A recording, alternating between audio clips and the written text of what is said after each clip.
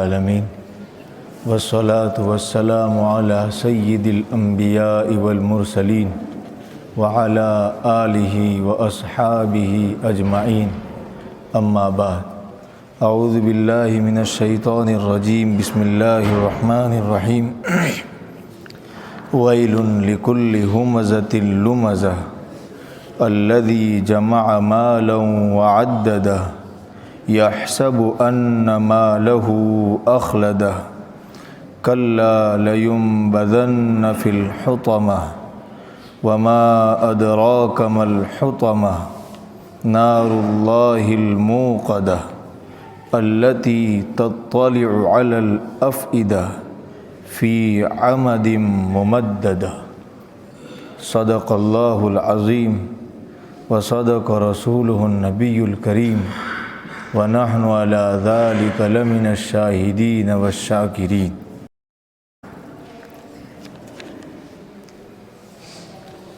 گزشتہ ہفتے ہم نے جن صورت کا مذاکرہ کیا تھا وہ صورت تھی سورہ عصر، والعصر ان الانسان لفی خسر الا الذین آمنوا وعملوا الصالحات وتواصوا بالحق وتواصوا بالصبر۔ اس صورت میں اور آج جو صورت ہمیں پڑھنی ہے یہ وہ صورت ہیں جس کو ہم سنتے رہتے ہیں، نمازوں میں پڑھتے رہتے ہیں۔ ویل لکل ہمزۃ لمزہ، اس کا نام ہے سورہ ہمزہ۔ یہ مکی صورت ہے، نبی علیہ السلام پر ہجرت سے پہلے نازل ہونے والی صورتوں میں سے ہے۔ اس صورت کا جو ہمیں آج پڑھنی ہے اور اس صورت کا جو ہم نے گزشتہ ہفتے پڑھی والعصر، ان دو صورتوں کے درمیان میں کیا رشتہ ہے، کیا تعلق ہے کہ والعصر کے بعد اللہ تعالیٰ نے اپنے قرآن مجید میں اس صورت کو نقل کیا۔ والعصر میں جیسا کہ ہم نے پڑھا انسانیت کے کامیاب ہونے کے اصول کا بیان تھا کہ وہ کون سی چیزیں ہیں جن کی وجہ سے ایک انسان کامیاب انسان بنتا ہے، کوئی قوم سکسیسفل قوم بنتی ہے، وہ کون سی چیزیں ہیں۔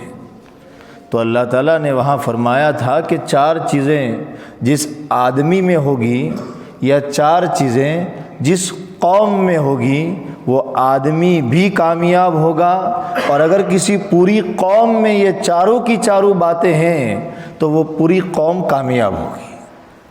ایمان، عمل صالح، تواصی بالحق اور تواصی بالصبر، یہ 4 چیزیں اگر کسی آدمی میں ہیں یا یہ 4 چیزیں کسی قوم میں ہیں تو وہ آدمی بھی کامیاب اور وہ قوم بھی کامیاب، اور اگر یہ 4 چیزیں نہیں ہیں یا آگے پیچھے ہیں تو قرآن کی نظر میں ایسا آدمی بھی ناکام ہے اور ایسی قوم بھی ناکام ہے۔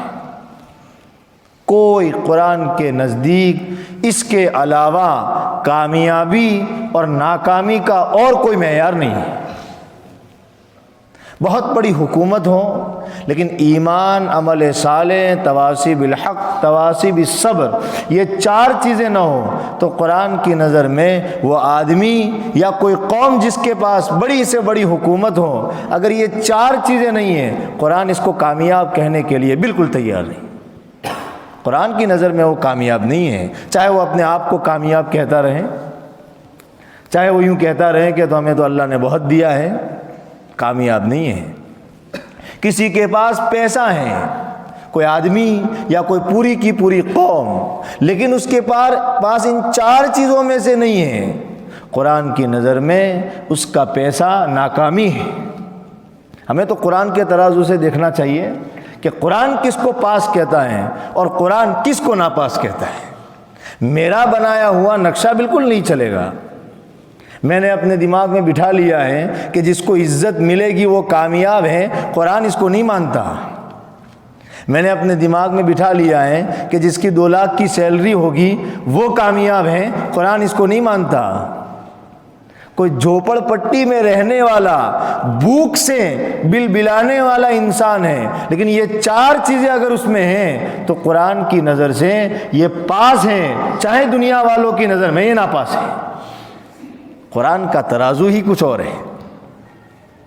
تو اس صورت میں جو ہم نے پڑھی، اس میں تو انسانوں کو کامیاب کرنے کے اصول قرآن نے بتائے تھے کہ یہ کرو گے تو پاس ہو جاؤ گے۔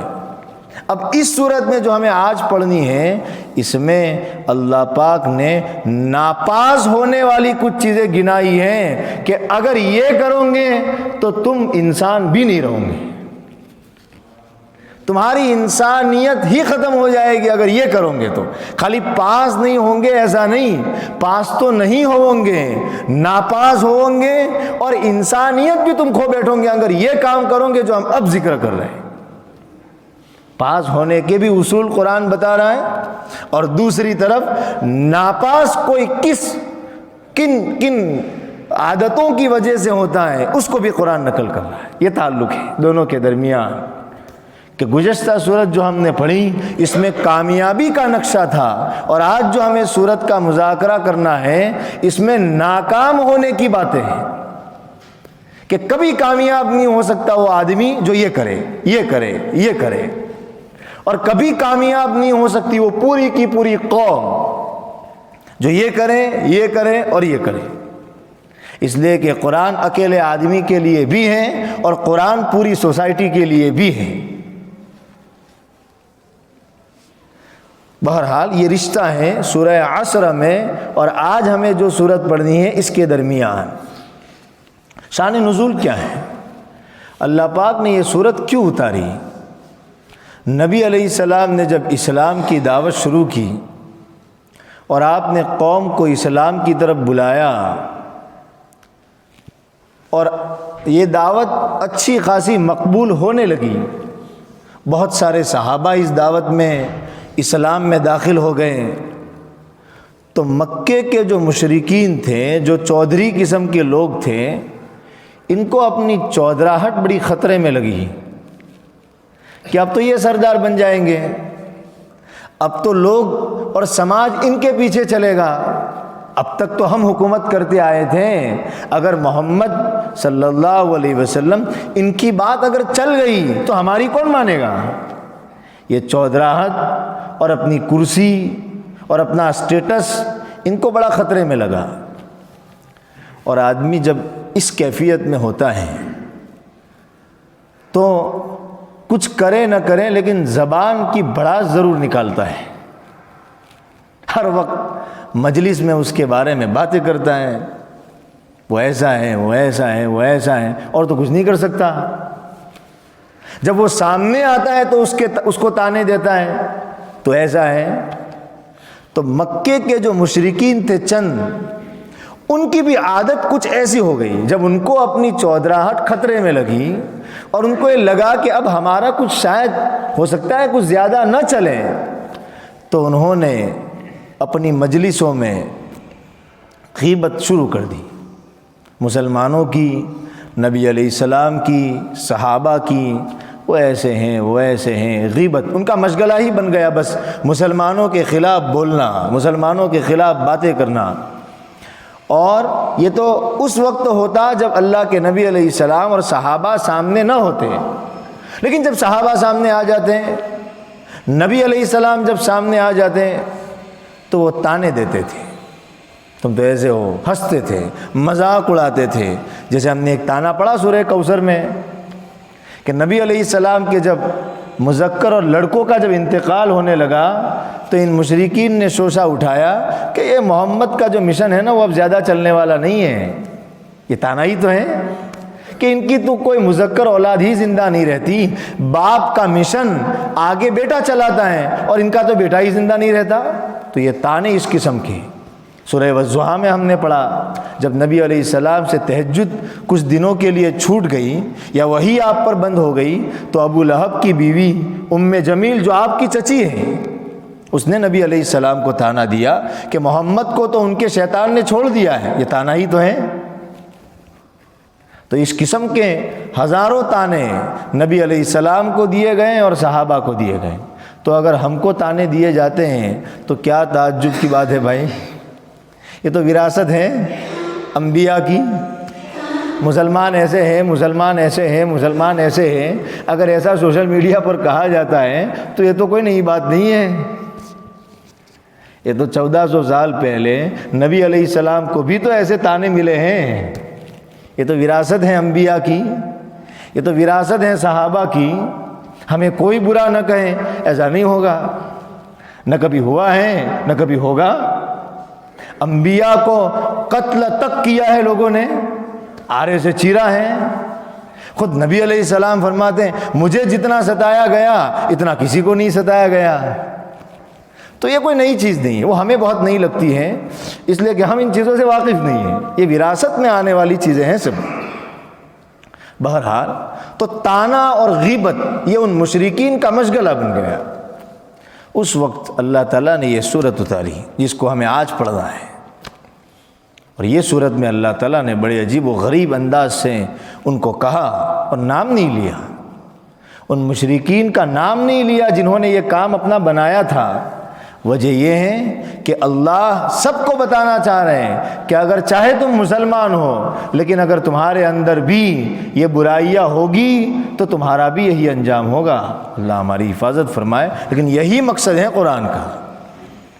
اسی لیے قرآن نے مشرکین کا نام نہیں لیا، قرآن نے عام انداز میں کہا تاکہ جس آدمی میں وہ برائی ہے وہ سمجھ جائے اور وہ اپنے سے اس کو دور کر لے، ہٹا لے. اس صورت میں کہا، فرمایا ویل لکل ہمزۃ لمزہ. ویل، قرآن کا انداز دیکھیے، سورت کی شروعات دیکھیے.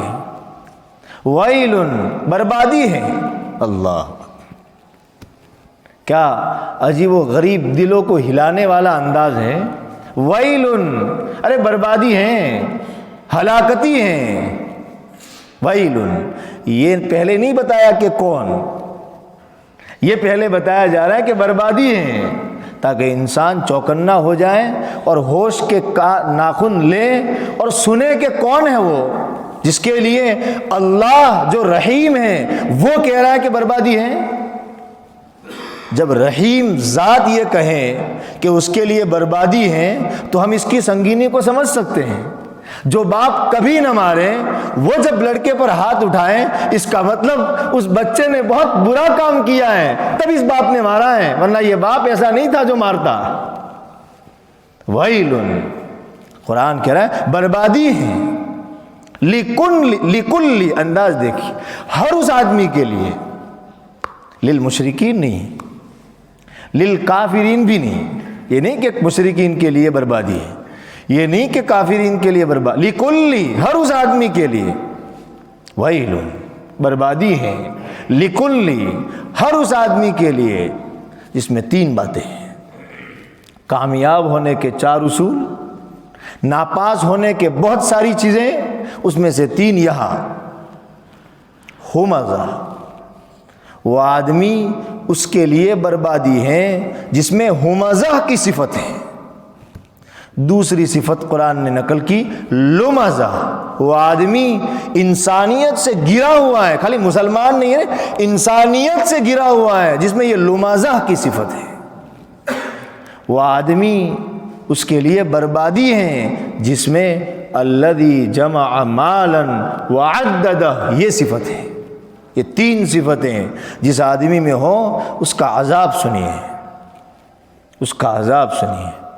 قرآن کہہ رہا ہے ویل، بربادی ہے. لکل، ہر اس آدمی کے لیے. ہمزہ، عربی زبان میں یہ جو وزن ہے ہمزہ، لمزہ، یہ جو انداز ہے یہ انداز بہت بھاری چیز کو بتانے کے لیے آتا ہے. ہمزہ کے معنی یہ ہے غیبت کرنے والا. بربادی ہے ہر اس آدمی کے لیے جو غیبت کرنے والا ہو. لمزہ، جو تانے دینے والا ہو. الذی جمع مالا، جو مال کو جمع کرنے والا ہو. اور عجیب انداز قرآن کا وعدد، اور گن گن کر رکھتا ہو.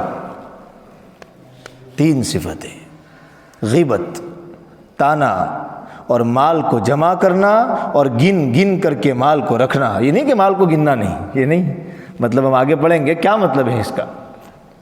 الذی جمع مالا وعددہ، غیبت، چونکہ ان مشرکین کی عادت یہی تھی کہ وہ نبی علیہ السلام کے بارے میں اور صحابہ کے بارے میں ہر وقت مجلسوں میں غیبت کرتے رہتے تھے، لیکن خالص ان کی بات نہیں، یہ ہر اس آدمی کے لیے ہے جو غیبت کا عادی ہو۔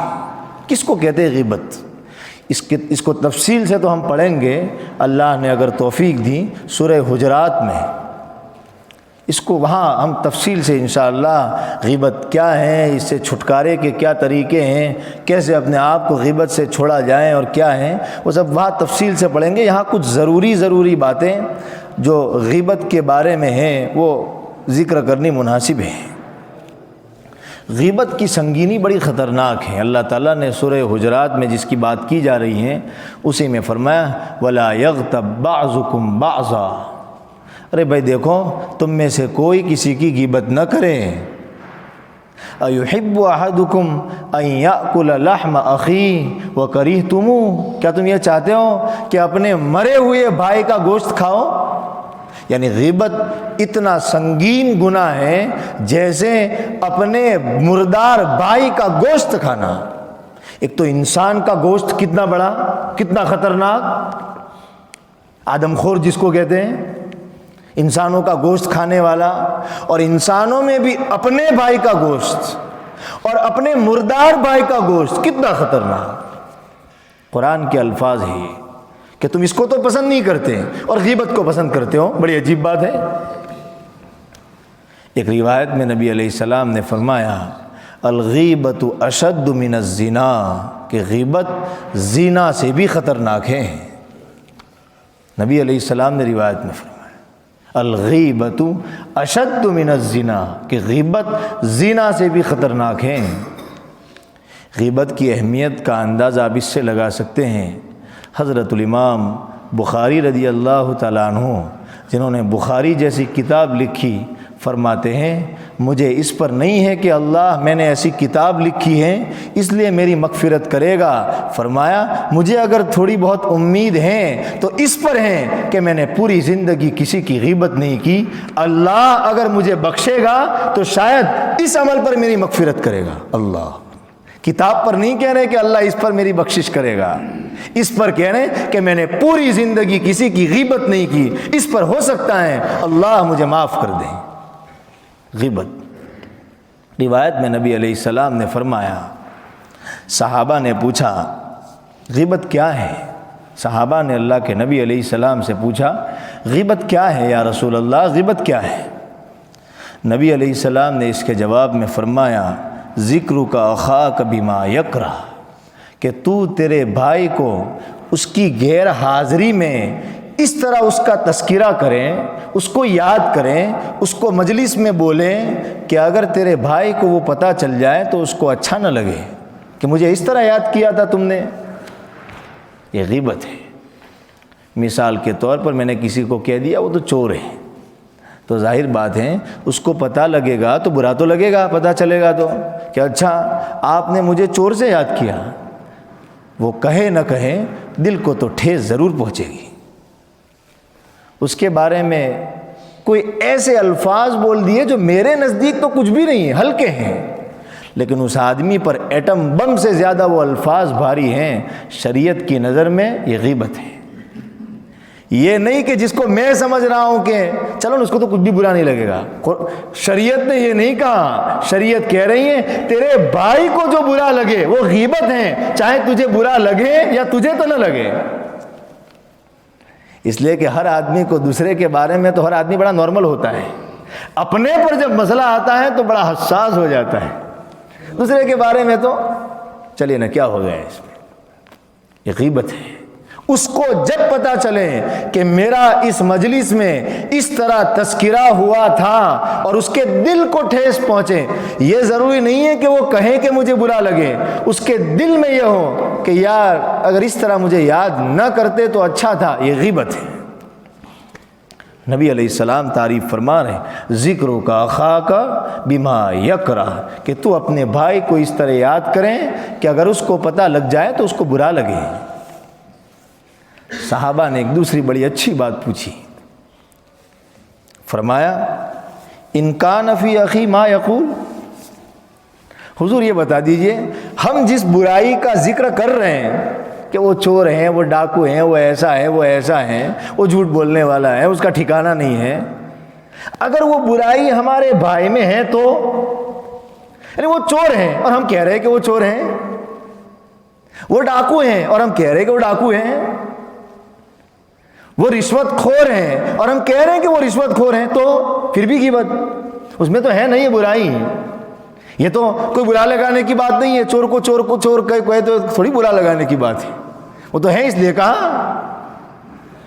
صحابہ نے مسئلے حل کر لیے، ورنہ شاید لوگ غیبت کا بازار اس طرح کھول دیتے ہیں کہ ہے نا بھائی برائی، کیا برا ہے اس میں، چور کو کوئی چور نہیں کہے گا تو کیا کہے گا، کوئی شریف کہے گا کیا۔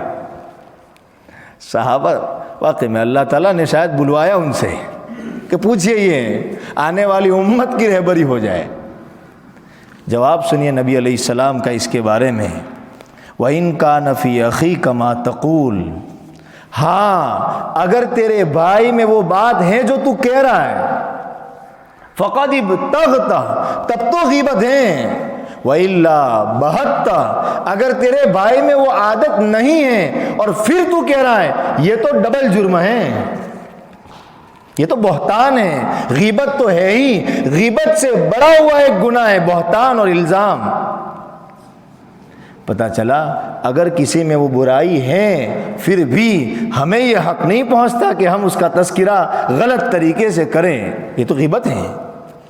چور کو چاہے چور کہیں مجلس میں پھر بھی غیبت ہے، رشوت لینے والے کو چاہے کوئی کہے رشوت لینے والا پھر بھی غیبت ہے، مجلس آرائی کے لیے، دلچسپی کے لیے۔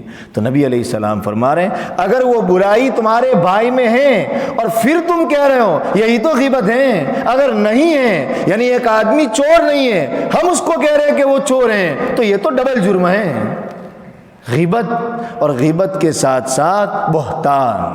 جب غیبت کا یہ حال ہے تو انداز لگائیے ذرا بہتان کا کیا حال ہوگا، یہ فرمایا۔ تو غیبت کی تعریف اس سے ہم سمجھ سکتے ہیں کیا ہے، خود احادیث کی روشنی میں ہم سمجھ سکتے ہیں کہ غیبت کیا ہے۔ البتہ ایک صورت مستثنیٰ ہے، میں نے کہا تفصیلی احکام تو انشاءاللہ اللہ نے توفیق دی تو وہاں سورہ حجرات کی تفسیر میں ہم پڑھیں گے کہاں غیبت جائز ہیں اور کیا وہ مسئلے وغیرہ۔ مثال کے طور پر ایک مثال سمجھنے جیسی ہے، مثال کے طور پر کوئی سرکاری نوکر ہے، وہ رشوت لے رہا ہے، ہمیں پتہ ہے وہ رشوت لے رہا ہے، اب ہمیں یہ بھی پتہ ہے کہ اگر میں اس کے بڑے افسر سے اس کی شکایت کروں گا، اس کے صاحب سے اگر میں اس کی شکایت کروں گا تو شاید اس کا صاحب اس کی پکڑ دکڑ کرے گا اور یہ رشوت لینا بند کر دے گا۔ اس وقت اجازت ہے کہ اس بڑے صاحب کے سامنے جا کر کے ہم یہ کہہ سکتے ہیں کہ بھئی وہ آپ کا آفیسر رشوت لے رہا ہے۔ شریعت کتنی پھونک پھونک کر قدم رکھتی ہے، اس لیے کہ یہاں خالی دل کو سکون نہیں مل رہا، یہاں حقیقت میں وہ مسئلہ حل ہو رہا ہے۔ اور ہم جو چور چور مجلسوں میں کرتے ہیں یا وہ ایسا ہے وہ ایسا ہے کرتے ہیں، اس سے تو کوئی حل نہیں ہوتا، بلکہ بسا اوقات آدمی سدھرنے کے بجائے اور جری ہو جاتا ہے اور اڑ جاتا ہے۔ یہ فرمایا حضرت الامام غزالی کا قول شاید میں نے کسی جگہ پڑھا تھا، انہی کا شاید تبلیغ دین میں یا کسی اور کتاب میں، حضرت بڑے عجیب مصنف ہے اس سلسلے میں، فرمایا غیبت کرنے، یا شاید علامہ تھانوی نے لکھا ہے کہ غیبت کرنے والوں کا انداز بھی بڑا عجیب ہوتا ہے۔ فرمایا مولوی مولویانہ انداز میں غیبت کرتے ہیں اور عام آدمی عامی انداز میں غیبت کرتا ہے، اس کو غیبت کوئی نہیں کہتا۔ لیبل لگاتے ہیں دین کے، لیبل لگائے جاتے ہیں شریعت کے، جیسے مثال کے طور پر شاید علامہ تھانوی رحمہ اللہ ہی کا جملہ ہے کہ یہ کہہ کے غیبت کرتے ہیں، ارے میں تو اس کے منہ پر کہہ سکتا ہوں، یہ جملہ کہہ کے غیبت کی جاتی ہے۔ ارے یہ تو تھوڑی کوئی پیٹھ پیچھے، وہ سامنے آ جائے تو بھی میں کہہ سکتا ہوں، پھر بھی غیبت ہے۔ حضرت تھانوی رحمہ اللہ کے ملفوظات پڑھیے، سمجھ میں آئے گا۔ ہزاروں وہ باتیں جو میں ثواب کا سمجھ رہا ہوں وہ گناہ کی ہے، گناہ کی ہے۔ غیبت کھا جاتی ہے چیزوں کو۔ اچھا دوسری بات، سماج اور معاشرے میں بگاڑ پیدا کرتی ہے یہ غیبت۔ یہ غیبت خالی گناہ نہیں ہے، میں نے کسی کی غیبت کی، کسی کے بارے میں غیبت کی، اس کو پتہ چلا کہ میں نے اس کی غیبت کی ہے، تو کیا اس کے دل میں میرے بارے میں نفرت نہیں آئے گی؟ تو اصلاح معاشرہ جہاں اور چیزوں سے ہوتا ہے، اصلاح معاشرہ غیبت کو بند کرنے سے ہوتا ہے۔ یہ اصلاح معاشرہ ہے، یہ سماج سدھارنے کا کام ہے۔ سماج اس سے زیادہ سدھرتا ہے۔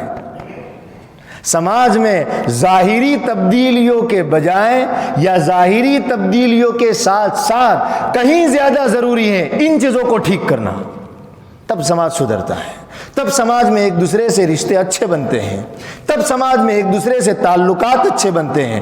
گناہ صرف گناہ نہیں ہے، گناہ سوسائٹی کو تباہ کر دیتا ہے۔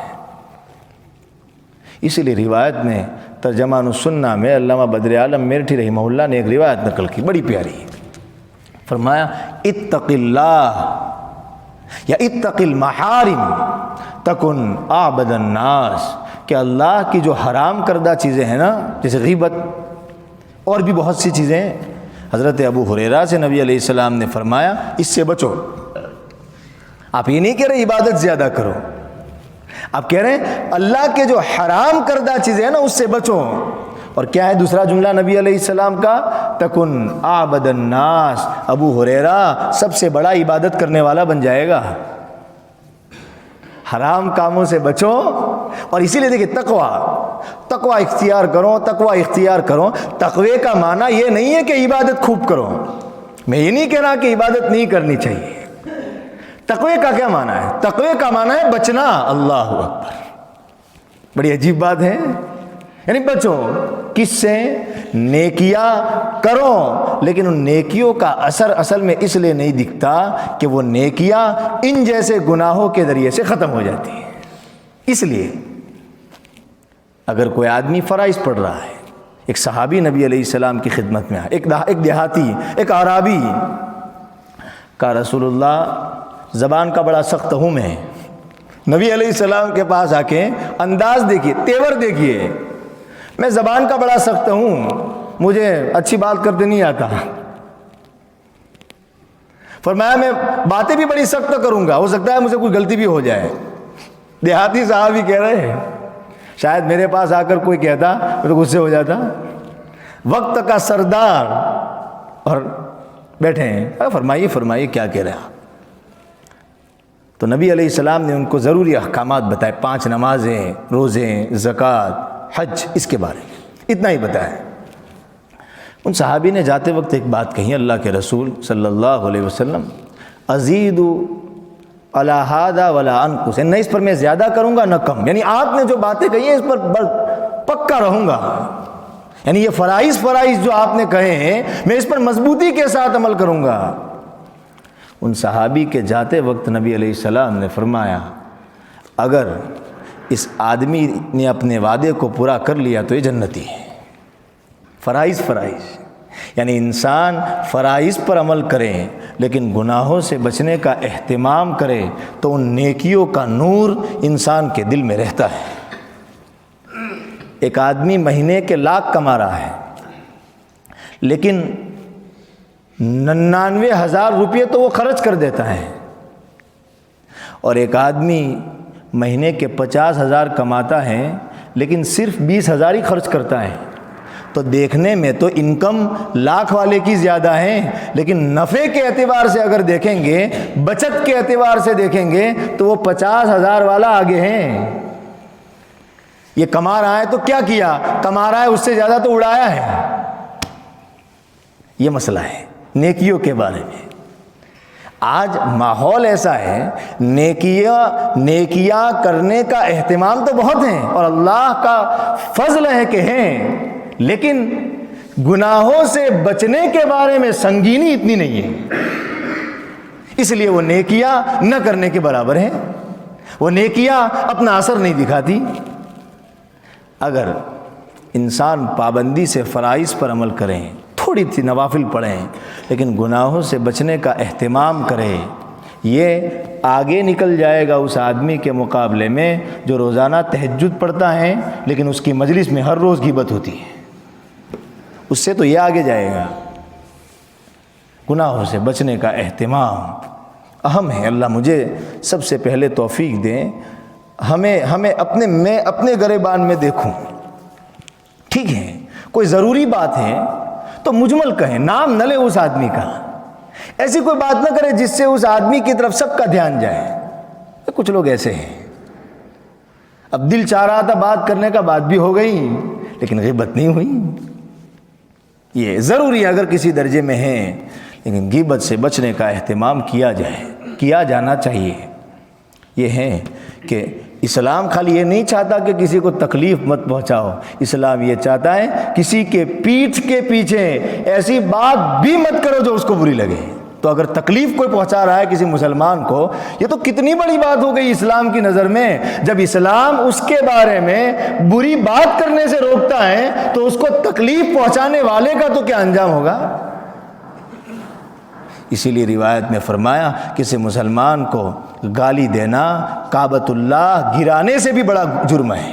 اللہ اکبر، کعبہ گرائے ایک آدمی، اس سے بڑا جرم یہ ہے کہ کوئی کسی مسلمان کو گالی دے۔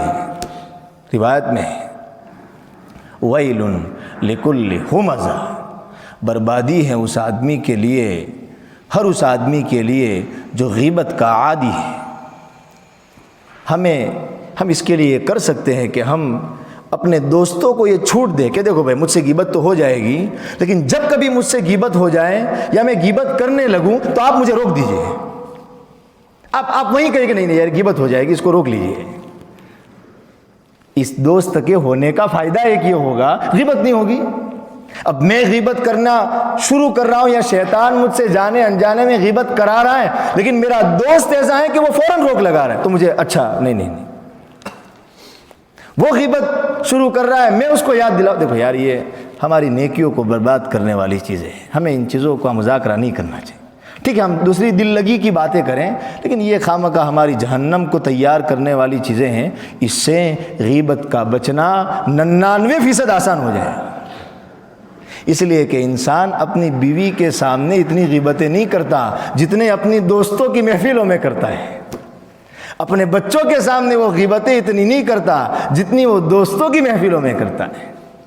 اس کی سنگینی، ہمارا بیٹا اگر کسی کے بارے میں کچھ کہہ رہا ہے، ہم وہی اس کو یہ سمجھائیں کہ بیٹا اس کو غیبت کہتے ہیں اور بیٹا یہ برا ہے، تاکہ گھر میں بھی یہ ماحول بنے کہ کسی تیسرے کے بارے میں بات کرنے کا رواج تھوڑا سا کم ہو جائے، بند ہو جائے، اچھے مذاکرے ہوں، مثبت سوچ ہوں، دوسروں کے بارے میں بھلی بھلی باتیں ہوں۔ اور ہمارے بعض اکابر تو کہتے ہیں کہ شیطان بڑا چالاک ہے، وہ غیبت بہت سلیقے سے کراتا ہے، ماسٹر مائنڈ ہے وہ اس سلسلے میں۔ وہ پہلے کسی کی تعریف کراتا ہے، اس کے بعد غیبت کراتا ہے۔ مثلا یار وہ آدمی بڑا اچھا ہے، بڑا دیندار ہے، نمازوں کا بڑا پابند ہے، جماعت میں بھی پابندی سے جاتا ہے، دعوت و تبلیغ میں وقت لگاتا ہے، ایسا بھی ہے ایسا بھی ہے۔ لیکن اب یہ لیکن سے ایک نیا دروازہ شروع ہوتا ہے غیبتوں کا، لیکن اس میں یہ تھوڑا یہ ٹھیک کر لینا تو اچھا رہے، لیکن اس میں یہ بھی ہے۔ اب تیسرا کہتا ہے ہاں یار اس میں یہ آپ نے دیکھا نہیں یہ بھی ہے۔ دیکھیے تعریفات ہوئی، کیا فائدہ ایسی تعریفات کا جس نے بعد میں جا کر کے سب ختم کر دیا۔ شیطان بڑا عجیب ہے، شیطان کے حربیں، شیطان کی چالیں پڑھیے۔ علامہ ابن جوزی کی کتاب تلبیس ابلیس اور ہزاروں کتاب، امام غزالی کی احیاء العلوم، اللہ تیر کا کام کرتی ہے وہ کتابیں ہیں، عجیب انداز میں حضرت تو جو لکھتے ہیں، اللہ تبلیغ دین حضرت تھانوی کو پڑھیے، اس سلسلے میں بڑے حساس ہیں۔ تو بہرحال یہ بات ہے، ویل لکل ہمزۃ لمزہ، تو ایک جو انسان کو انسانیت سے گرا دیتی ہے، غیبت۔ اور روایت میں نے کہا الغیبۃ اشد من الزنا، نیکیوں کا اہتمام، نوافل 2 رکعت کم ہو کوئی مسئلہ نہیں، لیکن ان بیماریوں سے میں اپنے آپ کو بچانے میں کامیاب ہو جاؤں، یہ بہت بڑی چیز ہے، بہت بڑی چیز ہے۔ مجلسوں میں دوسروں کے بارے میں اچھی چیزیں دیکھنا، اچھی چیزیں سننا، ایسی باتیں کرنا جس سے اس کے دل میں بھی اس آدمی کی اہمیت آئے، یہ بہت اہم ہے۔ اور دوسرا آسان راستہ یہی ہے کہ انسان اپنے آپ کو دیکھے، دوسرے کے بارے میں بات کرنے سے پہلے کہ بھائی مجھ میں تو یہ برائیاں ہیں۔ اللہ تعالیٰ اور بھی جو باتیں ہیں انشاءاللہ ہم اس کا مذاکرہ آئندہ ہفتے کریں گے۔ وصلی اللہ علی النبی الکریم۔